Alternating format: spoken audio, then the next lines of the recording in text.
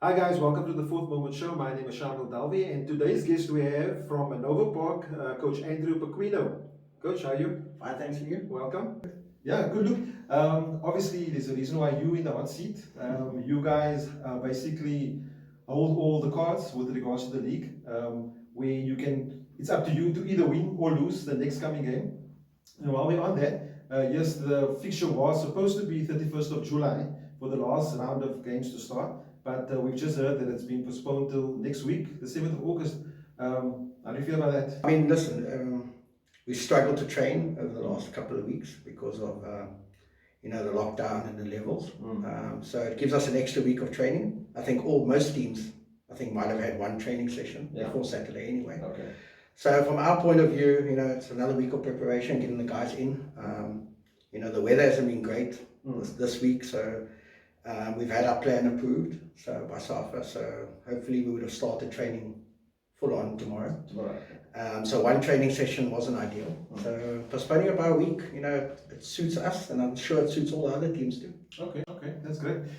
Before we carry on with it, we'd like to know more about you, about Coach Pequeno, where he's from and how he got into football and all those type of nice stories. Sure, yeah, I think I grew up in Woodstock, which, it was a football hub in those days. Yes. Hartley Vale down the road in Observatory. And as a youngster, I used to go watch football with my dad. I used to go watch all the Friday night games at Hartley Vale. And that's how my passion for football started. Yeah. I used to be a Hellenic supporter, so every second Friday I was with. Yes, I think that was tradition that time, eh? Yes, and a lot of people from Woodstock, the communities were Greek and Portuguese and everything, so everybody supported the Greek gods in those days. And then I played for a club where the Cape Town City AstroTurf is now. It's also part of Hanover Park. Yes. And there was a club called St. Agnes Football Club. I played there from under 12 through to under 16, my first year under 16. Okay. And then we amalgamated with Rangers, which was the club next door, which now is FN Rangers. Okay. So the two clubs amalgamated, and I played my last year under 16 there, and I played 2 years Celtic Skulls for FN Rangers, which was a great competition, if you remember. We played against Santos, Hellenic, all the professional teams. And then my last year under 19, I went to play for Vasco da Gama. Okay. Yeah, all my friends were there, so being Portuguese, I had to go, it's part of our culture. So I played my last year under 19 there, and I played second team, and then I played first team. And in between all of that, I was playing action soccer. If you remember the old action soccer days, and I played for Western Province for 4 years. Okay. Was that at the old arena in Gardens? First of all, it was at Goodwood Showgrounds. Oh, that's okay. That's way back. No, I'm showing you my age. A position that you played? A goalkeeper. Yeah. And in the action soccer also? Yeah, also goalkeeper. Okay. And then I played for South Africa for 1 year, action soccer. And then wasn't does Neves involved with that also? Carlos played, yeah. But I mean, we had the Western Province team in those days. It was loaded. I mean, we had ex-pros playing for us. I remember that. Yes. South African team, there's also a lot of pros. So I played 1 year there, and then I dislocated my shoulder at the age of about 24. Okay. Sorry, 22. And then I took a break from football and study, finished becoming a chartered accountant, and then started playing social football again at Vasco, third team and fourth team and all that. And in between all of that, I've always had a passion for football. Okay. And that's where the coaching side came. I had a friend of mine ask me to come help out a few teams and goalkeepers. Where was that? At Belleville City. Okay. And then from then I went from goalkeeper coach of one team to the junior ranks, and then senior goalkeeper coach, and then I was doing seniors and juniors. And then from then on, I got involved with Grant Scholes, who was our head coach at Belleville City. Yes, okay. And him and Jerome Seheri were the Hanover Park coaches, and they asked me to come and assist them from a goalkeeper coach point of view. Okay. And I spent about 6 months with him. That's recently though, what, 3 years ago? It's about 4 years ago. 4 years ago. Yeah, that was 4 years ago. And then they both left during the season, and I was asked to stay and assist, and I basically accepted it and said, okay. I mean, I loved the culture of the club, the enthusiasm of the players, the community. Yeah. And then, Coach Frankie was our coach, and then he left about 20 months ago. Yeah. During the last So you were with Franklin? Yeah, I was with Franklin. Alright. And then they asked me to be the head coach when he left and to help out. Okay. Still helping out.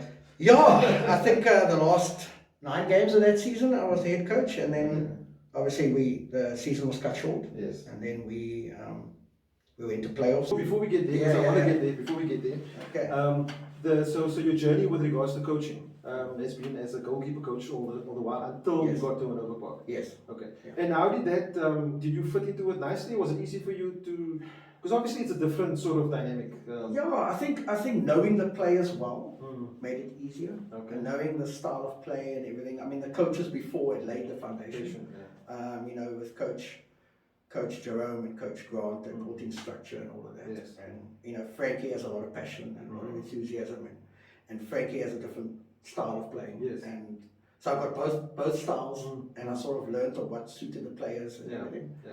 And I think, you know, that helped me a lot. Okay. Obviously, having a chairman who supported me as well. Ridwan Anthony took me under his wing and guided me and said. Because it sounds like that is your first basically coaching job as a head coach. Yeah. And it's in the 100%. third division. Yeah, 100%. Okay, that's actually quite a. Let's see if he swims. Throw him in there. Let's see if he swims. And until now, you've done okay. Yeah, I've got to tell you, it was at the beginning. It was quite stressful. Yeah. I think, you know, because there's an expectation. You know, Hanover Park is not a small club. Yes.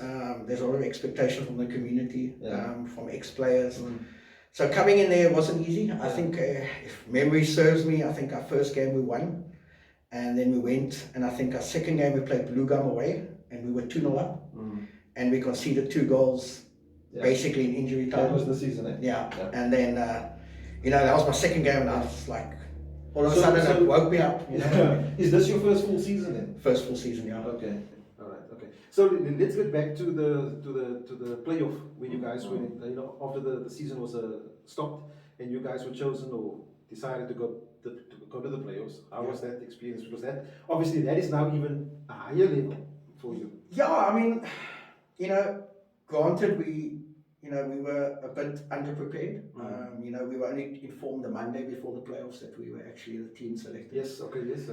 So you know, as a coach, we had been training I think 3 weeks before that, preparing for the next season. Yeah. And so the guys were, you know, physically they were well prepared. We had brought in a fitness and conditioning coach, Anwar Galant, and the guys were pretty fit. Yeah.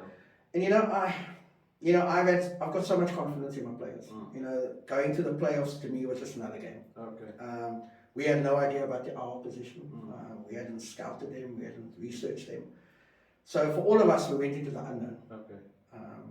But as a coach, for me, it's great being a head coach of a club like Hanover Park because you have support and you've got the community behind you. You've got the players who believe in you. So that made it easier. I think at the playoffs you guys won one game. Yes, we beat Britain Spurs in our first game 2-0. Yeah. And then we played Police in the decider. We were 1-0 up and we conceded an own goal with about 20 minutes to go. And we dominated.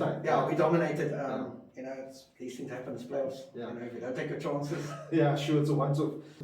And just to touch on the coaching again, was there any sort of outside influence you maybe got in terms of obviously trying to learn? Obviously, I can hear you're passionate about football. Like you say, the Portuguese background. I mean, you don't have to tell anybody in Cape Town. You know, the Portuguese are really passionate about football. Was there any sort of other sources where you got information from? Was there courses that you took?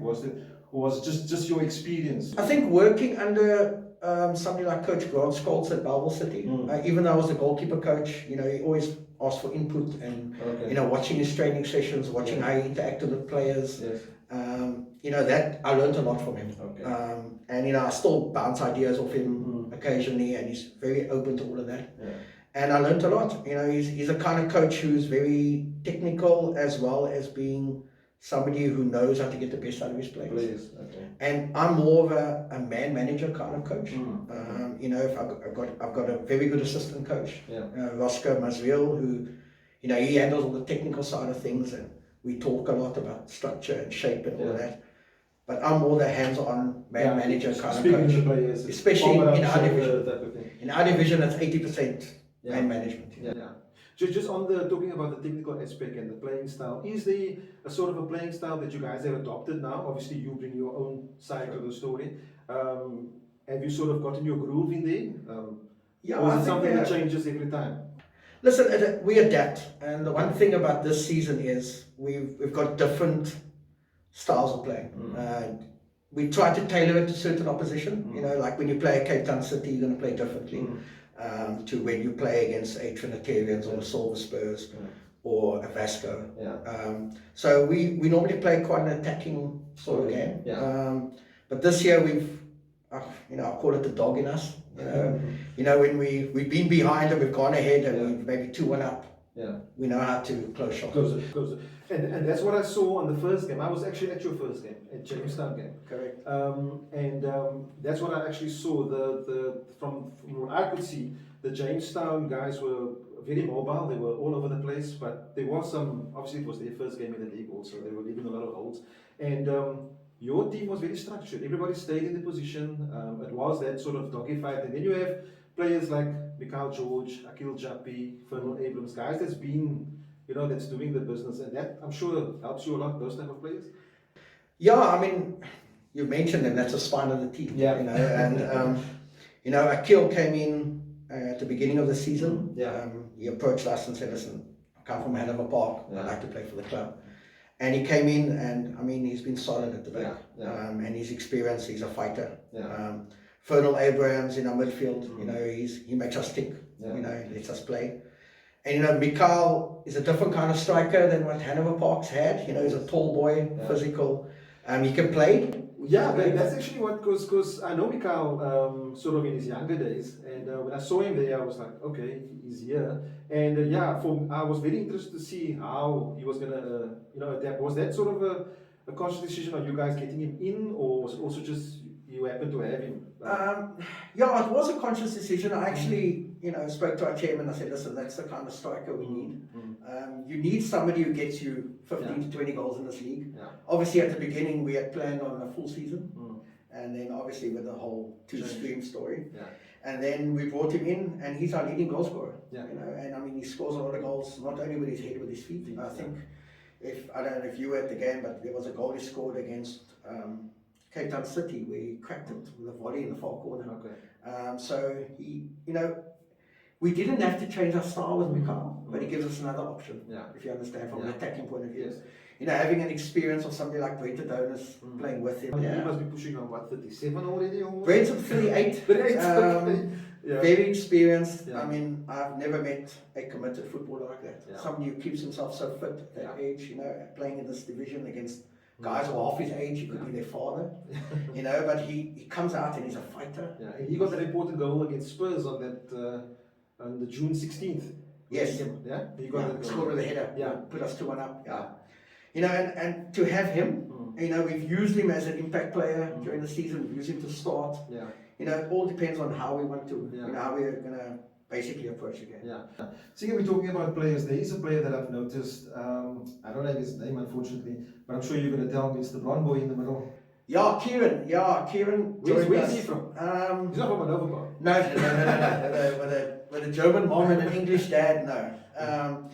Kieran, we spotted about 2 years ago. He was playing in Bale playoffs, and we actually brought him in to play in our Bale side. Okay, which club was he at? He was at Grassroots. Okay, yes.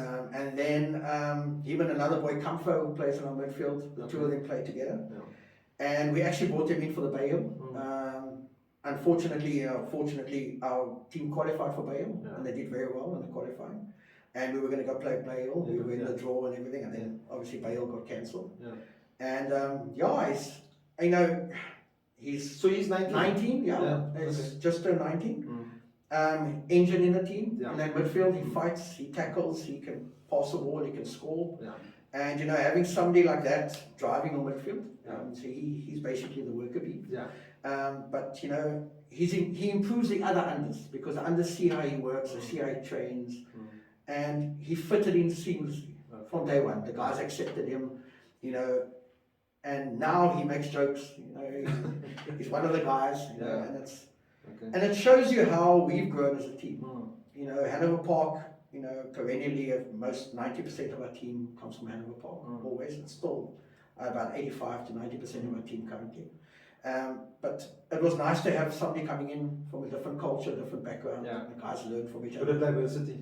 Yeah, it's not just about football. No, it's Shamil, not. it's Yeah. you know, we're building men, Yeah. you know, and guys get exposed to different things. Yeah. And you know, he's learned a lot Yeah. about Hanover Park and the club Mm. and the community. And his family have embraced us, Okay. and we've embraced him. Yeah. During the season, we've seen additions to the squad. They've obviously been a boost, helped you guys out a lot. Are they a big part of why Hanover Park is where it is right now? Or? Yeah, I think, you know, we started off the season quite slowly. We always do. We always come towards the end. And I think we beat Jamestown, then we drew against Samoa away, and then we played Trinitarians away. And that game, we had about 10 or 12 shots on target. They had 2. Yeah. They scored 1, and we lost 1-0. Yeah. And then we looked at ourselves and we looked at our playing style. We thought, okay, what did we do wrong? Yeah. And we realized we actually didn't do anything. It just wasn't our day. Yeah. And you know, as the season progressed, we realized there were 1 or 2 key positions that we needed Yeah. up to bolster, especially up front and in, you know, central defense as cover. And we brought in a couple of players before the end of the transfer window. Samodin May joined us. He scored quite a bit. Yeah, he has. Samodin scored 4 or 5. I think he's got about 3 assists. Yeah. So he's had a definite impact, definitely. Oh, definitely. You know, in his professionalism, the way he approaches the game.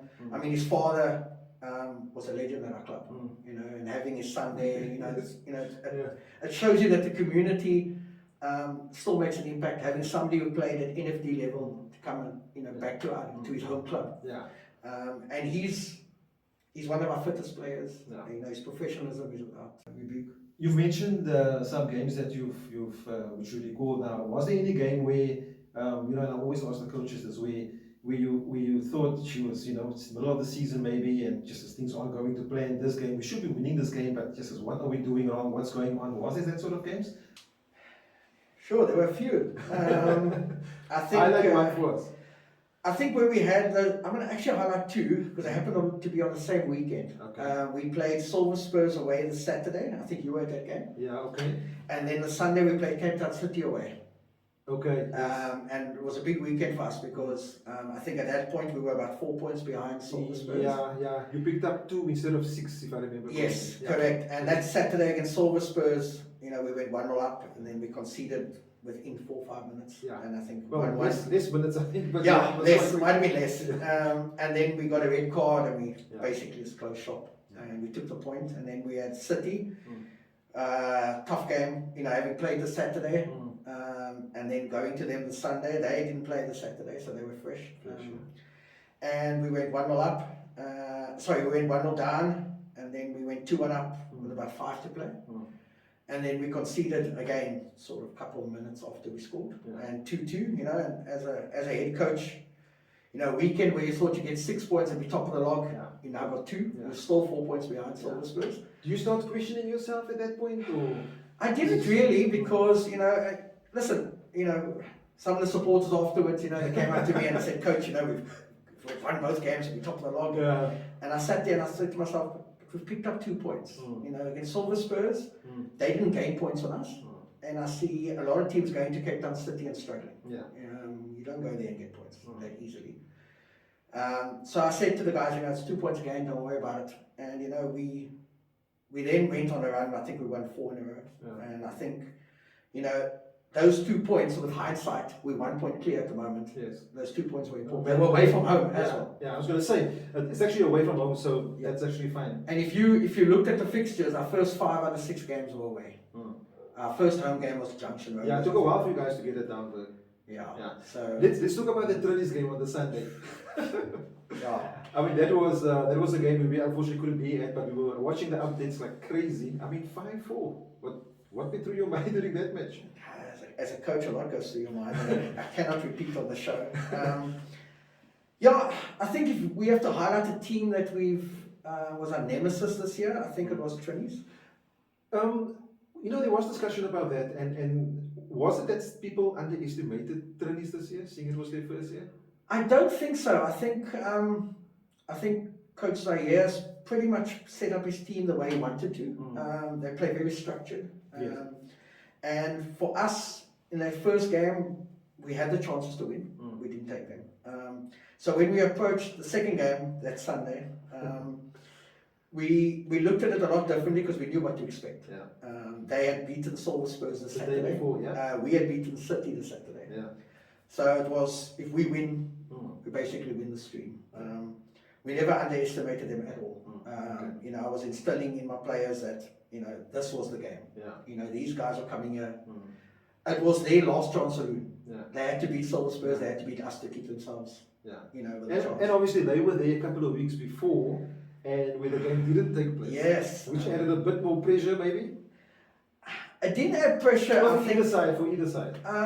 yeah, I think, you know, that was, you know, for us, we had prepared very well for that game that Saturday. Yeah. And I think postponing that game, I think it hindered us quite a bit. We had prepared, I think we had Junction the Sunday, and we had them the Saturday. Yes. And then the game didn't happen. And I basically hadn't prepared much for the Junction game because we had beaten them convincingly at home. And I was, you know, I was focusing a whole week of training on the 20s game.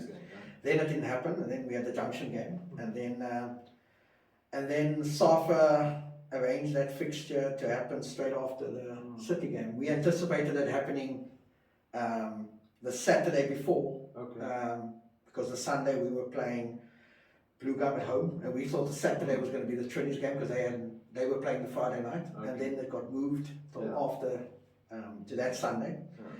And so it did catch us a bit off guard, but I mean, we prepared, we never underestimated them. I don't think any team in this league you can underestimate. I think anybody can beat anybody on any given day. Yeah, and I think there's a lot of discussion going around this format of the season. Obviously a forced format, but maybe something sort of good came out of it because the teams are more focused, there's fewer games to play, less traveling, players are maybe a bit more energized. You know, what's your feeling on that? Do you think that I think so. I think also the coaches have stepped up this year. I think every team we've played, there's a lot more structure. I think, you know, this league before it was helter-skelter and whoever scored, I mean, we used to get results of like 6-5 and 4-3 and those kind of things. I think coaches have stepped up this year. I don't know if it's the, like you said, the shorter season makes you a bit more focused. You know, when it's a marathon, you can plan certain things. Every game was a must win. because you only play, and I think with Trinis, especially them, their style of play caught us a bit off guard, like I said, in the first game. In the second game, we were prepared. And I think they hit us with 2 quick goals, and we were 2-0 down. And then, as usual, you know, my guys wake up, and then we got to 2-1. And then we got to 2-2, and then I think it became 3-2 and then 3-3. And then, you know, at that point in time, as a coach, you're trying to figure out, you know, we've conceded the least goals in the league up to that point. And all of a sudden, you've conceded 3 goals, and then it became 4, and then it became 5. And you're sitting there, we had a red card in between all of that, you know. Yeah, I was looking at because before that game, you guys, well, you at the moment, your goals against 22. Minus the 5, obviously, it was 7. That would have been the least amount. And I think you won 40 goals, which is one of the highest goals in the league. Just before we leave that game, after the game, because obviously it was a big game. You can say what you want. I mean, players, you know, they all get emotionally involved and stuff like that. How was the week after that? Because obviously the fight isn't over. I mean, you were still in the driving seat, although the loss was there. Yeah, I think, you know, we went into the changing room and we had all this discussion for about an hour. You know, the guys were disappointed. The mothers meeting. Yeah, but I mean, we are a very tight-knit team. I think this year especially, I think the playoffs, you know, being away together for 4 days, that brought us very close. And I think the guys fight for each other. I didn't say they didn't fight for each other before.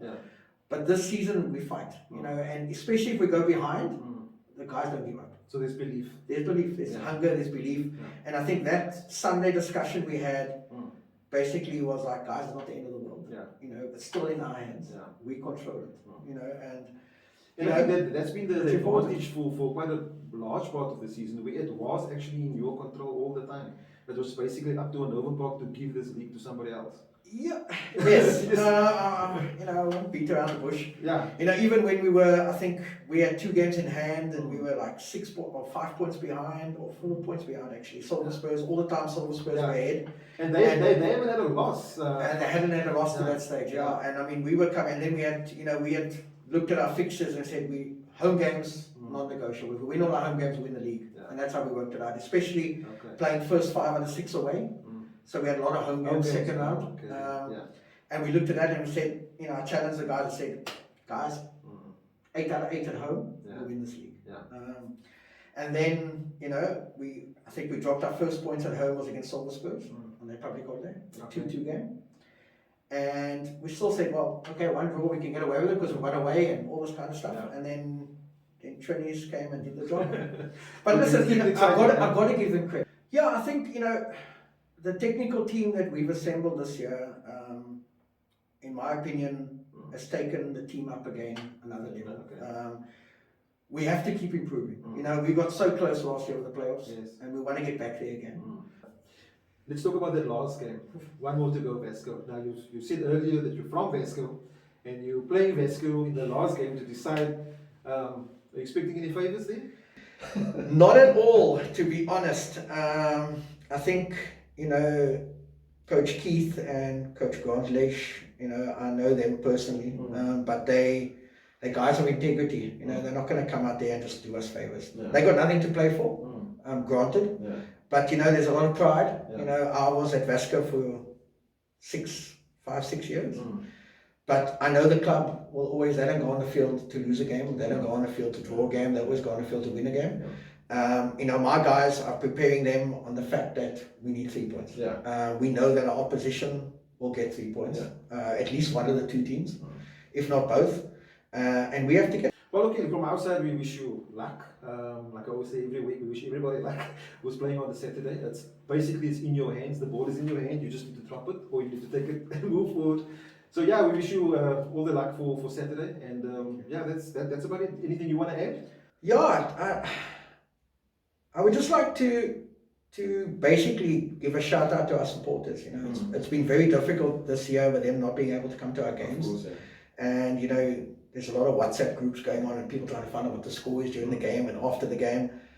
And I just want to let them know that we're going to be fighting. You know, that last game, we're going to be fighting for Hanover Park. You know. Look, you can tell them in the meanwhile they need to tune in to the Fourth Moments Facebook page, because on that day we'll be trying to stream the results as quickly as they're coming from all the games.